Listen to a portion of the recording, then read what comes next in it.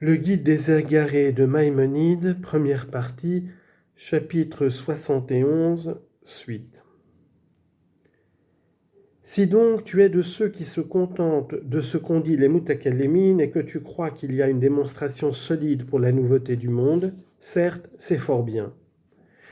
Et si la chose ne te paraît pas démontrée, mais que tu acceptes traditionnellement des prophètes que le monde est créé, il n'y a pas de mal à cela. Cependant, il ne faut pas demander dès à présent comment le prophétisme peut-il subsister si le monde est éternel.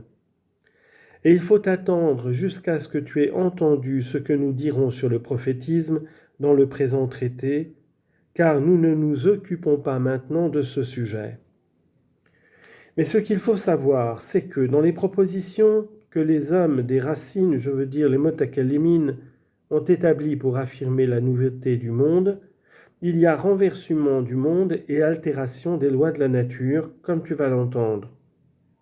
Car je ne puis me dispenser de te parler de leurs propositions et de leur manière d'argumenter. Quant à ma méthode, elle est telle que je vais te la décrire sommairement. Le monde, dis-je, est nécessairement ou éternel ou créé. Or, s'il est créé, il a indubitablement un créateur, car c'est une notion première que ce qui est né ne s'est pas fait naître lui-même. Mais ce qu'il a fait naître est autre chose que lui. Donc, dit-on, ce qui a fait naître le monde, c'est Dieu. Si au contraire le monde est éternel, il s'ensuit nécessairement, en vertu de telle et telle preuve, qu'il existe un être autre que tous les corps de l'univers, qu'il n'est ni un corps ni une faculté dans un corps, qu'il est un, permanent, éternel, qu'il n'a pas de cause et qu'il est immuable. Cet être, c'est Dieu. Il est donc clair que les preuves de l'existence de Dieu, de son unité et de son incorporalité, il faut les obtenir uniquement par l'hypothèse de l'éternité du monde, et ce n'est qu'ainsi que la démonstration sera parfaite. N'importe que réellement le monde soit éternel ou qu'il soit créé. C'est pourquoi tu trouveras que toutes les fois que dans mes ouvrages talmudiques il m'arrive de parler des dogmes fondamentaux et que j'entreprends d'établir l'existence de Dieu, je le fais dans des termes inclinant vers l'éternité de la matière.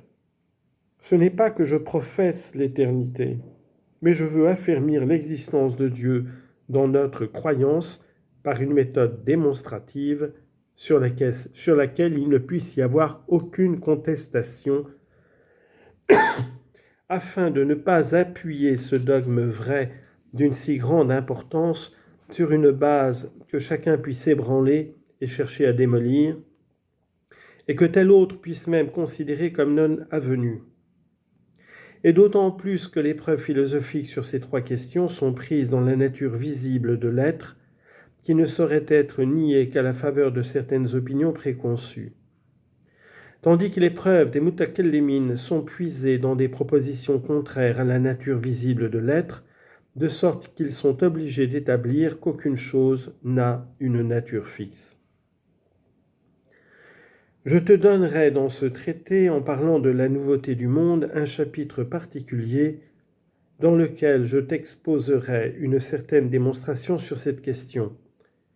Et j'arriverai au terme auquel tout Mutakallim a aspiré, sans que pour cela je nie la raison de l'être, ni que je contredise Aristote dans rien de ce qu'il a démontré.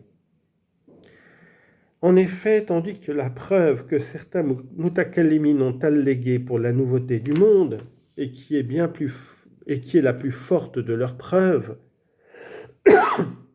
n'a pu être établie par eux sans qu'ils eussent nié la nature de tout l'être, et contredit tout ce que les philosophes ont exposé, j'arriverai moi à une preuve analogue sans être en contradiction avec la nature de l'être, ni avoir besoin de contester les choses sensibles.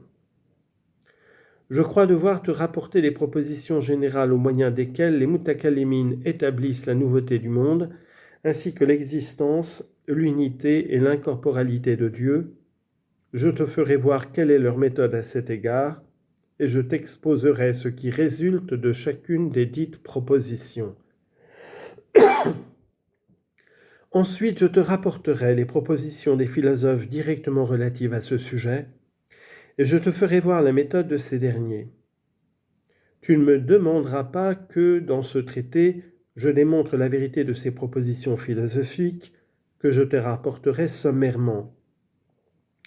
Car il y a là la plus grande partie de la physique et de la métaphysique. De même, tu ne désireras pas que je te fasse entendre dans ce traité les arguments allégués par les mutakallimin pour démontrer la vérité de leurs propositions, car ils ont passé à cela leur vie, comme y passeront encore ceux qui viendront, et leurs livres se sont multipliés.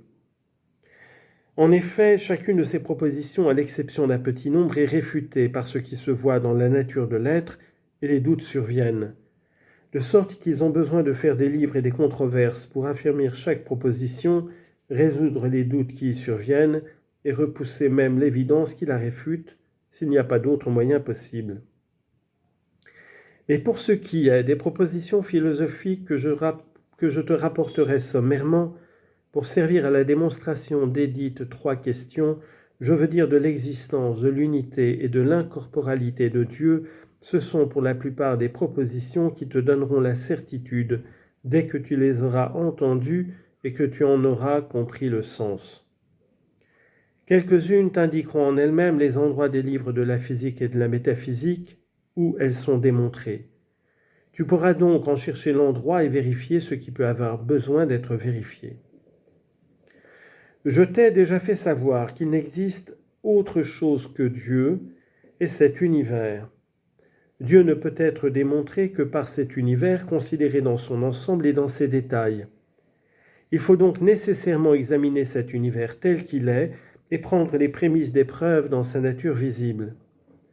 Par conséquent, il faut connaître sa forme et sa nature visible, et ce n'est qu'alors qu'on pourra en induire des preuves sur ce qui est en dehors de lui. J'ai donc cru nécessaire de donner d'abord un chapitre où je t'expose l'ensemble de l'univers sous forme d'une simple relation de ce qui a été démontré ailleurs et dont la vérité est hors de doute. Ensuite, je donnerai d'autres chapitres où je rapporterai les propositions des mutakallimin et où j'exposerai les méthodes dont ils se servent pour résoudre les 4 questions dont il s'agit. Puis dans d'autres chapitres encore, je t'exposerai les propositions des philosophes et leurs méthodes d'argumentation à l'égard des dites questions. Enfin, je t'exposerai la méthode que je suis moi-même, comme je te l'ai annoncé, à l'égard de ces 4 questions.